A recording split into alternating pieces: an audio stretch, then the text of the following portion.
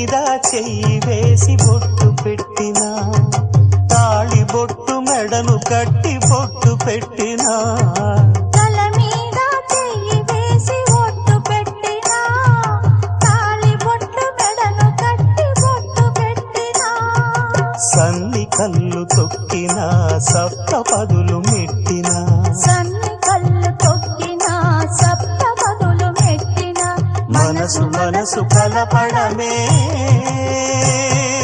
మంత్రం పరమార్థం. శ్రీరస్తు శుభమస్తు, శ్రీరస్తు శుభమస్తు.